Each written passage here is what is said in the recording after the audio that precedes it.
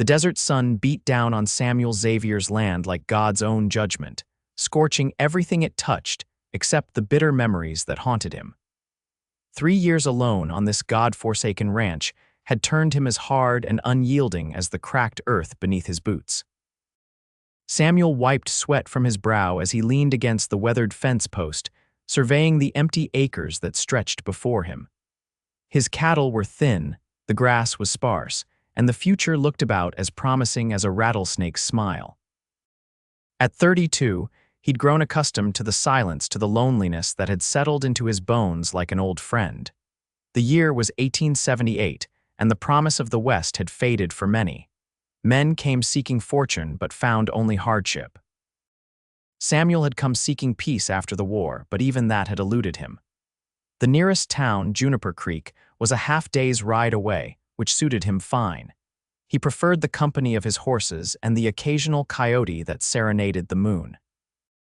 The sound of wagon wheels grinding against the dirt road pulled him from his thoughts. Samuel squinted against the harsh sunlight, making out the approaching silhouette of a covered wagon. Visitors were rare out here, and unwelcome ones even more so. He reached for the rifle that never left his side and waited as the wagon drew closer. The driver was a woman, her face shadowed by a wide-brimmed hat. Beside her sat a small figure, a child. "You're trespassing," Samuel called out as the wagon came to a stop 20 paces from where he stood. The woman looked up, and Samuel felt something shift inside him. Her eyes held laughter, despite the dust and weariness that covered her face. "I believe I'm exactly where I'm meant to be, Mr. Xavier," she replied, her voice carrying across the distance between them. "I'm Felicity Anderson." "Your new housekeeper," Samuel's brow furrowed. "I didn't hire a housekeeper. Your sister did." Felicity reached into her bag and pulled out a letter. "Mrs. Eleanor Winters thought you might need some help around here, said you were living like a savage, I believe were her exact words." Samuel cursed under his breath. Eleanor had been threatening to meddle in his affairs for years. Seemed she'd finally made good on her promise. "I don't need help," he said firmly. The little girl beside Felicity peeked out from under her own small hat. She couldn't have been more than 6 or 7, with wide eyes that took in everything around her. "That's not what your sister says," Felicity responded, amusement dancing in her eyes. "And from the looks of things, I'd say she's right." Samuel followed her gaze to his homestead. The cabin needed repairs, the barn was half-painted, and weeds had overtaken what once might have been a garden. "Well, Mrs. Anderson, miss," she corrected him. "And this is my daughter, Hannah." The little girl offered a shy wave that Samuel reluctantly acknowledged with a nod. "Miss Anderson, I'm afraid you've made a long journey for nothing. I don't need a housekeeper, and this is no place for a child." Felicity climbed down from the wagon, her movements graceful despite her obvious fatigue. She stood 5 feet and a few inches tall, but carried herself with the confidence of someone much larger. "Your sister has paid for 6 months of my services, Mr. Xavier.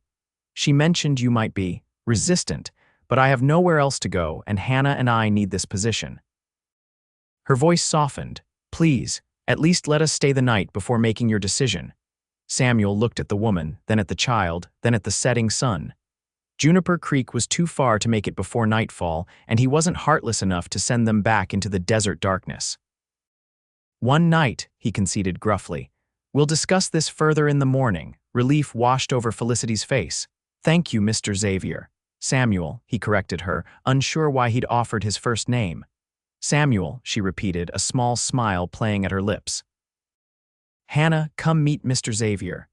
The little girl climbed down from the wagon and approached him cautiously. Up close, Samuel could see that her eyes were the same shade of green as her mother's. "Hello, Mr. Xavier," she said politely.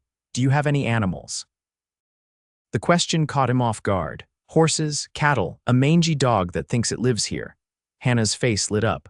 "I love dogs. What's its name?" "Doesn't have one. Not mine to name." "Everything should have a name," Hannah declared with the simple conviction of childhood. Samuel found himself leading them toward the cabin, wondering how his quiet, predictable life had been so quickly disrupted. He watched as Felicity looked around, taking in the state of his home.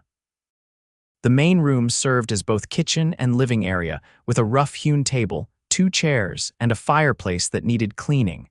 A ladder led up to the loft where he slept. "There's a small room through there," Samuel said, pointing to a door at the back.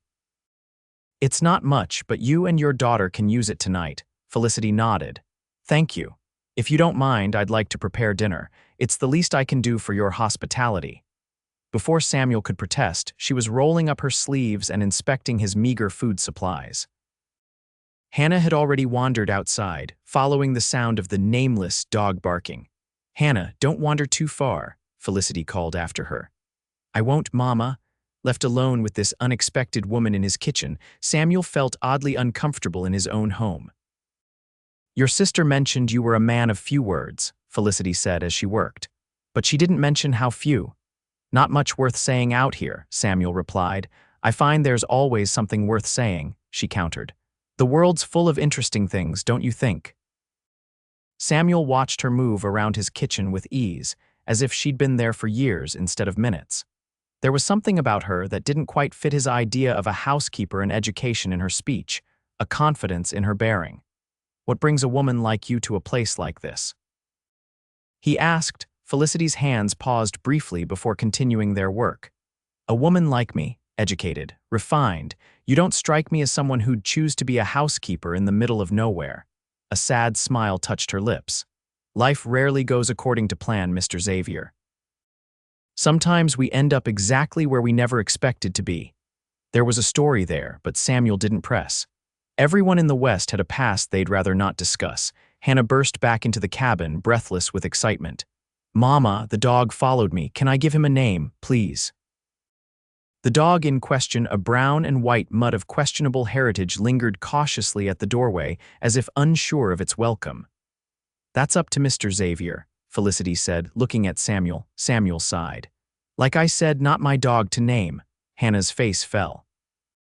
"But if nobody names him, how will he know who he is?" There was a logic to her question that Samuel couldn't quite argue with. "Fine, name the dog if you want." Hannah's face brightened instantly. "I'll call him Scout, because he looks like he's good at finding things."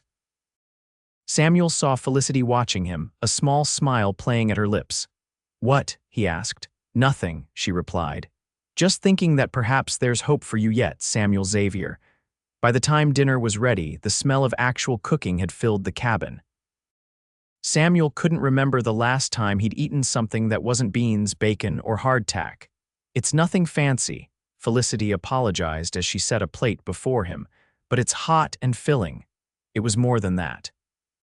The stew she'd made from his meager supplies tasted better than anything he'd eaten in years. Hannah chatted throughout the meal, filling the silence with stories and questions that required minimal responses from Samuel. Felicity watched their interaction with those laughing eyes that seemed to see right through him.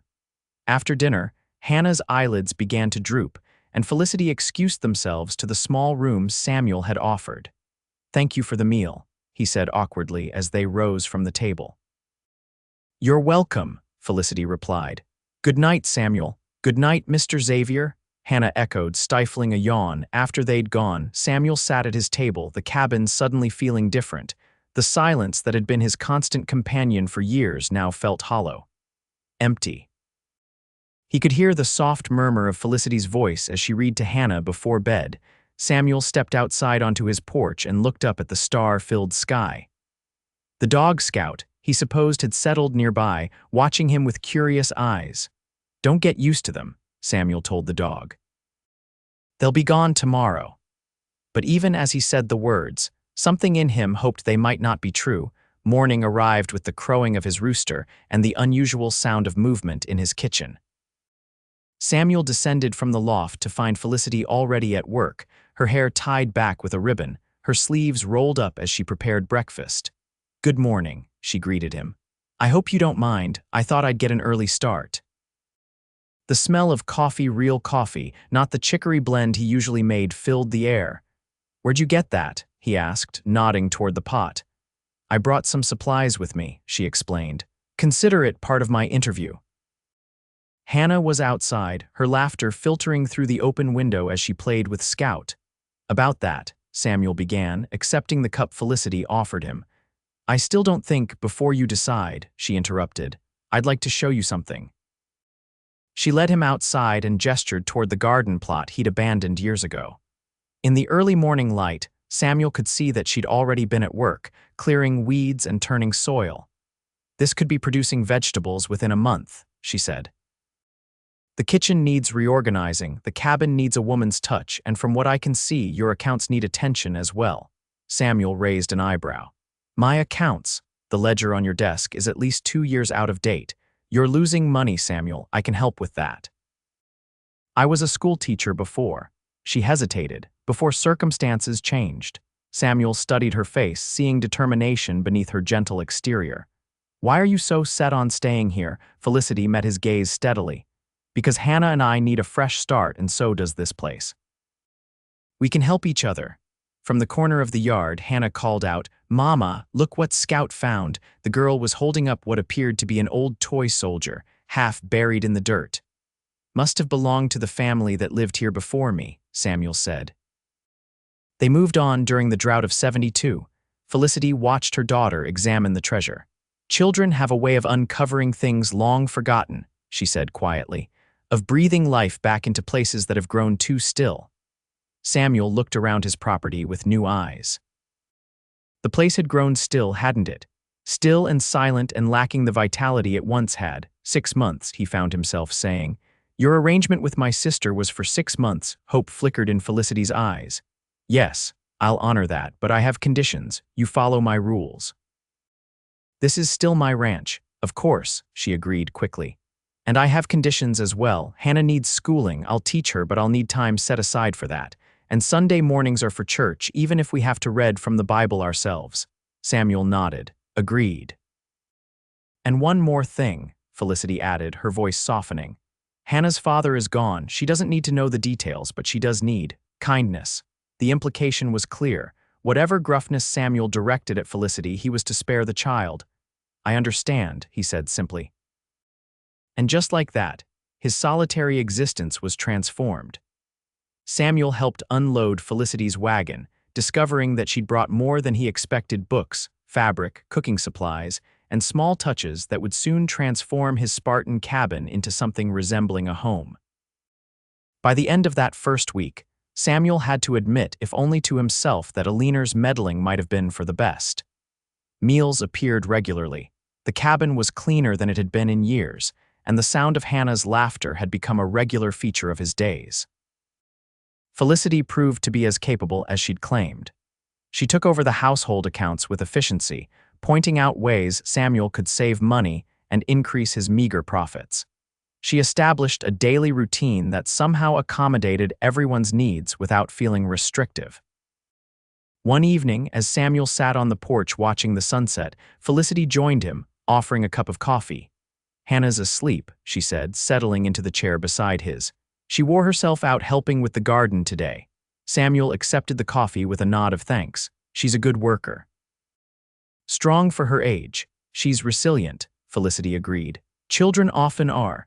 They sat in companionable silence for a while, watching as the last rays of sunlight painted the horizon in shades of orange and purple. "May I ask you something, Samuel?" Felicity finally said. "You can ask."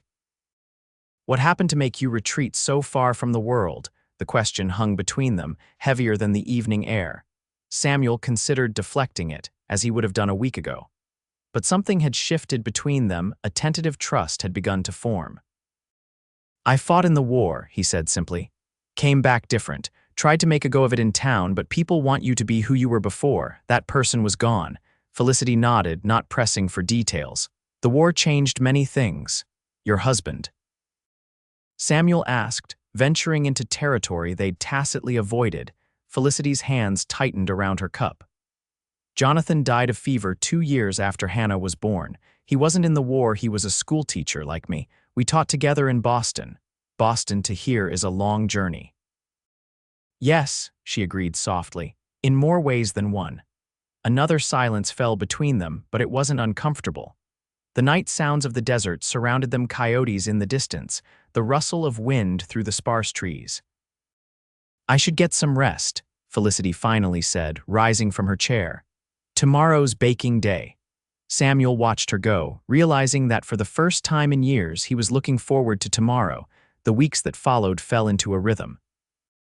Samuel found himself rising earlier, taking more care with his appearance, and spending less time alone with his thoughts. Hannah had appointed herself his shadow, following him around the property whenever her mother allowed it, peppering him with questions about everything from how to rope a calf to why the sky turned red at sunset. "Why do you always look so serious, Mr. Xavier?" she asked one afternoon as she helped him mend a fence. Samuel paused, hammer in hand. "Do I?" Hannah nodded solemnly. "Mama says you've seen hard things that make you sad inside. Is that true?" The child's directness caught him off guard. "Your mama talks about me, does she?" "Sometimes," Hannah admitted. "She says you're a good man underneath all the grumbling." Samuel didn't know how to respond to that, so he returned to his work.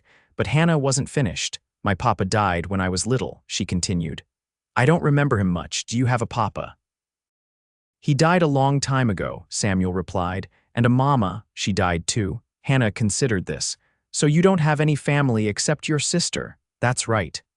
"That must be lonely," Hannah said with the simple insight of childhood. "But you have me and Mama now, so you're not alone anymore." The statement, delivered with such certainty, stirred something in Samuel's chest. He wasn't sure when the Anderson women had moved from being temporary inconveniences to being, what, not family, but something. "Hand me that nail," he said gruffly, unwilling to examine the feeling too closely. June brought with it oppressive heat, and the first signs that Felicity's garden would be successful. Green shoots pushed through the soil, promising vegetables that would supplement their diet and possibly provide extra income at the town market. It was during a particularly hot afternoon that disaster nearly struck. Samuel had ridden out to check on a section of fence that needed repair, leaving Felicity and Hannah at the homestead. He was on his way back when he saw the smoke, too much smoke for a cooking fire. Samuel urged his horse to a gallop, fear gripping his chest. As he approached, he could see flames licking at the side of the barn where hay was stored. Felicity was frantically passing buckets of water from the well to Hannah, who threw them on the flames with determined, if ineffective, effort. "Get back," Samuel shouted as he leaped from his horse. He grabbed the bucket from Hannah and pushed both her and Felicity toward the cabin. "Stay there, the horses," Felicity cried, pointing to the barn where his two workhorses were stabled.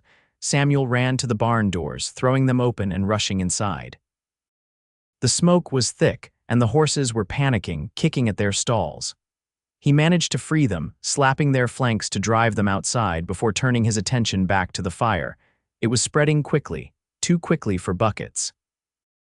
Samuel grabbed the shovel leaning against the barn wall and began frantically digging a fire break, trying to prevent the flames from reaching the cabin. To his surprise, Felicity appeared beside him, her own shovel in hand, her face streaked with soot. "I told you to stay back." He shouted over the roar of the flames. "And I chose not to listen," she shouted back, matching his pace as they worked to contain the fire. For what felt like hours, they fought the blaze together. When the local rancher from the neighboring property arrived with his sons to help, the worst was already over. They managed to save most of the barn, though the hay storage was a complete loss. By nightfall, Samuel, Felicity, and Hannah were sitting on the porch, exhausted and smoke-stained but safe. The neighbor and his sons had ridden back to their own property after helping ensure the fire was completely out. "How did it start?" Samuel asked, his voice hoarse from smoke. Felicity's hands trembled slightly as she held her cup of water. "I don't know. Hannah and I were in the garden. By the time we smelled the smoke, it was already spreading. It might have been the sun on a piece of glass," Hannah suggested. "We learned about that in school." "The sun can make a fire through glass sometimes," Samuel nodded. It was as likely an explanation as any. The important thing was that everyone was safe. "You should have stayed back like I told you," he said to Felicity, but there was no real reproach in his tone. "And let you face it alone." She shook her head. "That's not who I am, Samuel." He looked at her, then really looked at her. Her face was smudged with soot, her hair had come loose from its pins, and her dress was singed at the hem. She'd never looked more beautiful to him. The thought came unbidden and uncomfortable. Samuel stood abruptly. "You both should get some rest. Tomorrow will be a long day of cleanup. But as he walked away, he could feel Felicity's eyes on him, and he wondered if she could somehow see the dangerous direction his thoughts had taken. The fire marked a turning point. In its aftermath, as they worked together to salvage what could be saved and rebuild what couldn't, something shifted between Samuel and Felicity. The careful distance he'd maintained began to erode. He found reasons to be in the cabin when she was cooking. She found reasons to check on him when he was working in the fields. Their conversations grew longer, more personal. They began to share stories from their pasts carefully at first, then with increasing openness. Samuel learned that Felicity had grown up in a well-to-do Boston family, had married for love against her parents' wishes, and had been disowned as a result. She told him how she and Jonathan had built a life together teaching at a small school, how they'd dreamed of having a house full of children, and how everything had changed when fever had taken him, leaving her alone with a young daughter and mounting debts.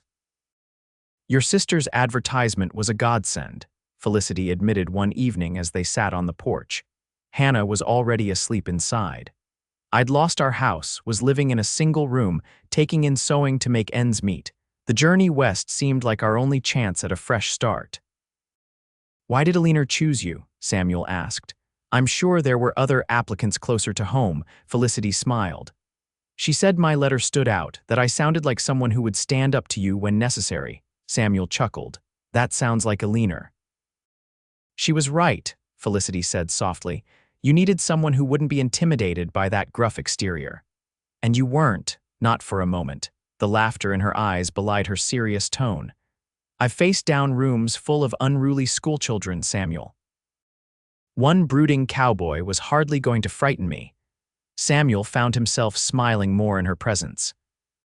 He shared stories of his own of growing up on his father's farm in Kentucky, of his decision to join the Union Army despite his family's divided loyalties, of the horrors he'd witnessed at Shiloh and Antietam. "I came west to escape those memories," he admitted one night. "Thought if I could just put enough distance between myself and the past, I might find peace." "Did you?" Felicity asked gently. Samuel considered the question. "Not until recently," he finally said, his eyes meeting hers in the lantern light. Felicity held his gaze for a long moment before looking away, a flush coloring her cheeks. "It's getting late," she murmured. "Good night, Samuel." As July turned to August, Samuel found himself thinking of the end of their arrangement. Alina had paid for 6 months of Felicity's services. They were halfway through that time now, and the thought of Felicity and Hannah leaving was increasingly unbearable. One afternoon, Samuel rode into Juniper Creek to purchase supplies and mail a letter to Alina. As he tied up his horse outside the general store, he was greeted by Tom Wilson, the owner. "Samuel Xavier, twice in 1 month must be some kind of record," Tom joked as Samuel entered the store. "What brings you to town?" "Need flour, sugar, coffee, and whatever canned goods you've got," Samuel replied. "And fabric calico if you have it." Tom's eyebrows rose. "Fabric, that's a new one." Samuel ignored the implied question. "Also need nails, a new hammer, and some window glass. Fixing up the old place, are you?" Tom asked as he began gathering the items. "Heard you had some excitement with a fire last month." News traveled fast, even in the sparsely populated territory. "Barn's almost rebuilt," Samuel said shortly. "Also heard you've got company these days," Tom continued, undeterred by Samuel's brevity. "Lady and a little girl, that right?" Samuel nodded. "My housekeeper and her daughter." "Housekeeper, huh?" Tom's tone was skeptical. "Must be some housekeeper to get you sprucing up the place and buying fabric." "She is," Samuel agreed, unwilling to elaborate. Tom seemed about to press further when the door opened and Sheriff Dawson entered, his expression grim. "Xavier," he acknowledged with a nod. "Heard you might be in town today. Got a minute?" Samuel frowned. He and the sheriff weren't exactly friends, but they maintained a respectful distance. "What's this about, Dawson?" "Got a telegram about a woman and child matching the description of your housekeeper and her daughter." The sheriff's emphasis on housekeeper mirrored Tom's skepticism. "Seems there might be some questions about their situation." Samuel felt a cold dread settle in his stomach. "What kind of questions?" "The kind that suggest they might not be who they claim to be." Dawson replied carefully. Woman named Felicity Anderson disappeared from Boston with her daughter about 7 months ago. Left behind some debts and a rather angry father-in-law who's been looking for them. Samuel's mind raced. This matched what Felicity had told him, but clearly there was more to the story. What exactly is she accused of? Theft, for one thing. Old man claims she took family heirlooms when she fled. That's ridiculous, Samuel said flatly. She barely had enough to make the journey west. Sheriff Dawson studied him. You seem mighty sure about a woman you've only known a few months. Samuel met his gaze steadily. I am. Well, I'll be riding out to your place tomorrow to ask her some questions, Dawson said. Just thought you should know. After the sheriff left, Tom whistled low. Sounds like your housekeeper might have some explaining to do. Samuel ignored him, paid for his purchases, and rode back to the ranch with a heavy heart.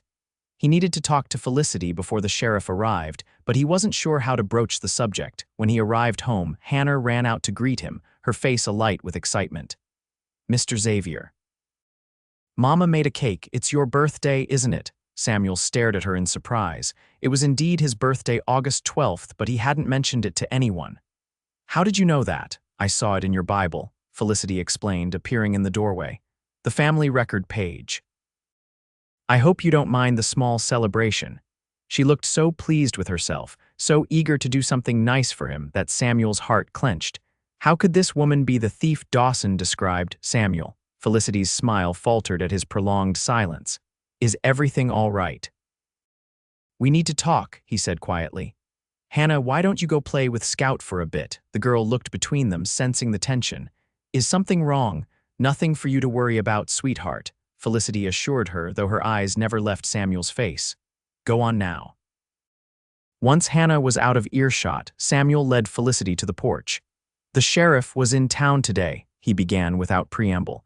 He received a telegram about you and Hannah. Felicity's face paled. What did it say? That you left Boston with unpaid debts. That you took things that didn't belong to you. Samuel watched her carefully. That your father-in-law is looking for you. Felicity sank onto the porch step, her hands trembling. So he found us. Is it true? Samuel asked, dreading the answer, not the way he's telling it. Felicity looked up at him, her eyes filled with fear and determination. Jonathan's father never approved of me. When Jonathan died, he tried to take Hannah from me, claimed I was an unfit mother because I had to work. When I refused, he used his influence to make it impossible for me to find employment in Boston. She took a shaky breath. The debts were created by him. He bought them from creditors and called them due all at once. As for theft, the only things I took were Jonathan's pocket watch, which he wanted Hannah to have, and my own mother's locket. Why would he go to such lengths? Samuel asked, sitting beside her. Control, Felicity said simply. The Andersons are an old Boston family. Appearances matter more than anything. A widowed daughter-in-law who had to take in sewing was an embarrassment. Better to have his granddaughter under his roof, raised as a proper Anderson, with me out of the picture. It made a horrible kind of sense. Samuel had seen how wealth and power could corrupt, how family legacy could become more important than family itself. The sheriff is coming tomorrow to question you, he told her. What will you do? Felicity looked out at the land stretching before them, at the garden she'd planted, the barn they'd rebuilt together, the home they'd created. I don't know, she admitted. I can't go back to Boston. He'll take Hannah from me. You could run again, Samuel suggested, though the thought pained him. Felicity shook her head. I'm tired of running, Samuel. Hannah deserves stability, a home, a future. Then stay, Samuel said, the words coming out before he could consider them fully. Stay here, I'll speak to the sheriff. Hope flickered in Felicity's eyes. You believe me? Yes. The certainty in his voice surprised even him. I know you, Felicity. You're not a thief. The next day, Sheriff Dawson arrived as promised.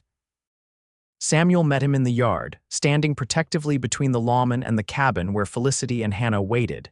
Sheriff, Samuel greeted him with a nod. Xavier. Dawson dismounted, tying his horse to the hitching post. I need to speak with Mrs. Anderson.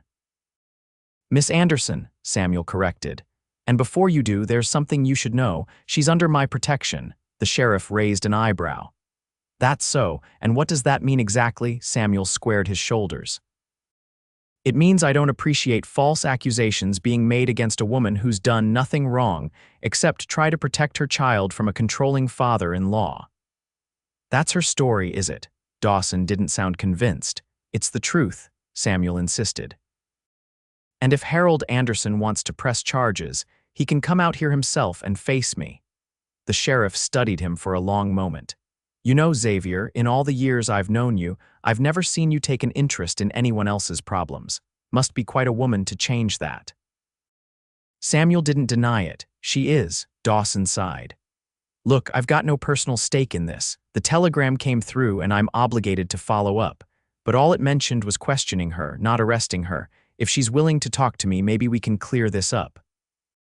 Samuel hesitated, then nodded. Wait here. He went inside to speak with Felicity, who agreed to meet with the sheriff. Hannah was sent to pick vegetables from the garden, safely out of earshot. The conversation that followed was tense but civil. Felicity explained her situation, showing Dawson the few precious items she'd brought with her, Jonathan's watch and her mother's locket, both clearly personal keepsakes rather than valuable stolen goods. Mrs. Anderson's debt ledger shows she owed nearly $1,000, Dawson said, consulting a paper he'd brought with him. That's a significant sum. Fabricated by a man with the means and motivation to destroy me, Felicity replied steadily. If you check the dates, Sheriff, you'll find all those debts were suddenly transferred to Harold Anderson's name within weeks of my husband's death, then immediately called due. The sheriff frowned. That would be difficult to prove without access to Boston's records. But not impossible, Samuel interjected. And in the meantime, what crime has actually been committed here? She left town, that's not illegal. She took personal items that belonged to her family, also not illegal. Dawson looked between them. And what about the child? Anderson claims he has some rights as her grandfather. Hannah is my daughter, Felicity said firmly. Jonathan's will named me as her guardian. I have the document with my things if you'd like to see it. The sheriff waved this off. That won't be necessary for now. He sighed, replacing his hat. I'll wire back that I questioned you and found no evidence of criminal activity. But I should warn you, Mrs. Anderson, men like Harold Anderson don't give up easily.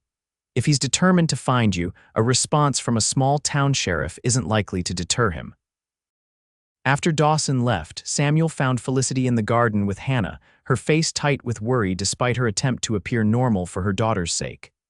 The sheriff seems satisfied, he told her quietly. For now, Felicity agreed, but the sheriff is right, Samuel. Harold won't stop. He'll send someone else, a private detective, perhaps, and when he finds us. She trailed off, her fears evident. Samuel made a decision then, one that had been forming in his mind for weeks, but that he hadn't allowed himself to fully acknowledge. Marry me, he said. Felicity's head snapped up, her eyes wide with shock. What, marry me? Samuel repeated, more confidently this time. If you're my wife, it strengthens your position legally. And Hannah would have my name, my protection. Samuel, Felicity's voice faltered. I can't let you do that. This is my problem, not yours. It became my problem the moment you and Hannah drove up to my ranch, he said quietly. And if I'm being honest, Felicity, I don't want you to leave, either of you. Hannah, who had been pretending not to listen while picking beans nearby, looked up with hope shining in her eyes. Are we going to stay forever, Mama? Is Mr. Xavier going to be my new papa? Felicity looked from her daughter to Samuel, tears gathering in her eyes. Samuel, marriage is. It's not something to enter into lightly or for practical reasons alone. Do you think that's why I'm asking? Samuel stepped closer, taking her hands in his. Felicity, my land was empty and silent before you came. You and Hannah brought life back to this place and to me. I love you, both of you. I should have said it weeks ago, but I was afraid. Afraid of what? Felicity whispered. Of feeling this much, of having something to lose again. Samuel's voice was rough with emotion. But I'm more afraid of losing you without ever having told you how I feel. A tear slipped down Felicity's cheek. I love you too, Samuel. I have for some time now. Hannah darted forward, wrapping her arms around both of them. Does this mean we're going to be a real family? Samuel looked down at the child who had somehow worked her way into his heart as surely as her mother had. If your mama says yes, it does. Felicity laughed through her tears. Yes, she said, her eyes never leaving Samuel's. Yes to all of it. They were married 2 weeks later in the small church in Juniper Creek. Eleanor, upon receiving Samuel's letter explaining the situation, arrived just in time for the ceremony, delighted that her meddling had produced such a happy result. I knew you needed someone to shake you out of that self-imposed exile, she told her brother at the small reception afterward. Though I must admit, I didn't expect matrimony quite so soon. Samuel watched as Felicity, radiant in a simple white dress, accepted congratulations from the few neighbors and townspeople who had attended. Neither did I, he admitted. But when you know, Eleanor followed his gaze. She's good for you, Samuel. I haven't seen you look this alive since before the war. She saved me, he said simply. Her and Hannah both.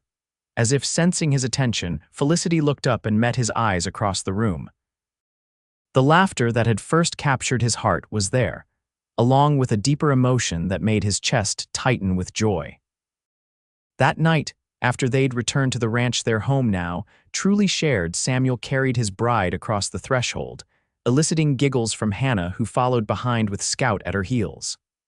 Welcome home, Mrs. Xavier, he said softly. Felicity's smile held all the promise of their future together. I believe I've been home since the moment I arrived here, Samuel. I just didn't know it yet. Life settled into a new rhythm after the wedding.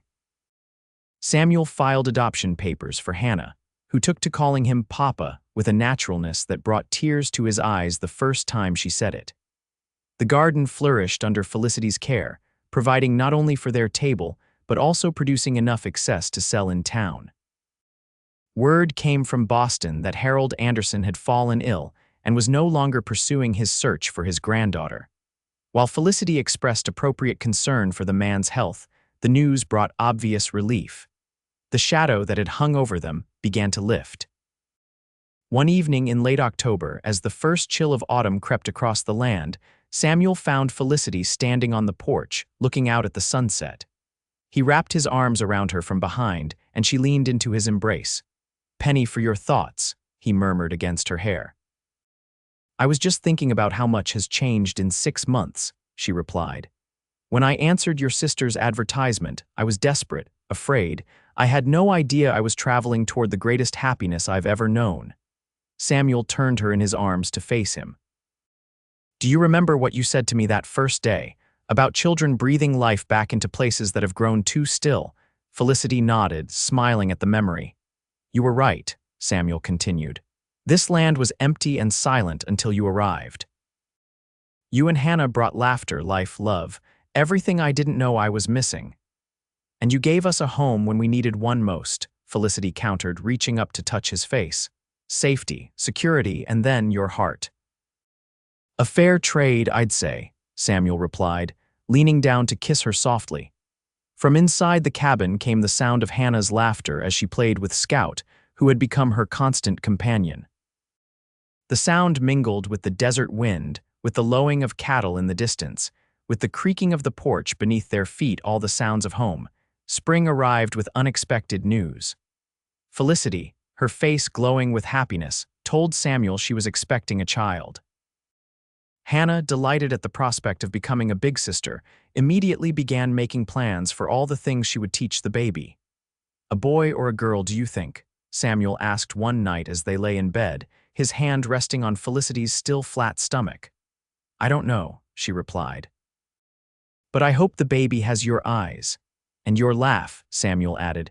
"That laugh that caught me from the first moment I saw you." Felicity turned to face him in the darkness. "Were you very annoyed when we arrived? You looked positively thunderous," Samuel chuckled. "I was prepared to send you away immediately. Couldn't imagine what Eleanor was thinking, sending a woman and child to my ranch. And now I thank God every day for my sister's meddling," he said sincerely. "And for your courage in coming west, for Hannah's resilience, for every circumstance that brought you both to me." The baby, a boy they named Jonathan Samuel Xavier, was born the following November, exactly 1 year after their wedding. He had Samuel's dark hair and, as Felicity had hoped, his father's eyes. But his smile, as it developed in the months that followed, was all Felicity's, bright and full of life. Hannah proved to be an excellent big sister, reading to the baby from her schoolbooks and helping Felicity with his care. The family grew and thrived, as did the ranch. Samuel expanded their cattle operation, built a larger house to accommodate their growing family, and even hired 2 hands to help with the increasing workload. The years passed, marked by joys and challenges alike. 2 more children joined their family twins, a boy and a girl when Hannah was 12. The once quiet ranch became a place of constant activity, filled with the sounds of children's laughter, the bustle of a growing operation, and the warm hum of family life. On the 10th anniversary of Felicity's arrival at the ranch, Samuel surprised her with a special gift, a locket to match the one she'd brought from Boston, but this one containing miniature portraits of their children. To replace the memories you had to leave behind, he explained as he fastened it around her neck. Felicity touched it reverently. Not replace, she corrected him. Add to. My life didn't begin when I met you, Samuel, but it certainly became everything I ever dreamed it could be. They stood together on the porch of their home, watching as their children played in the yard that had once been barren, but was now filled with life. The land that had once been empty and silent now told a different story, one of redemption, of second chances, of love that had transformed not just 2 hearts, but an entire future.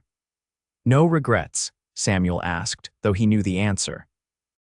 Felicity turned to him, the same laughter in her eyes that had captivated him all those years ago. Not a single one, she replied, reaching up to kiss the man who had become her home. And as the sun set over their land, painting the sky in brilliant hues of orange and pink, they both knew that the greatest journeys sometimes began with a simple arrival with a woman, a child, and laughter that could break through even the most guarded heart.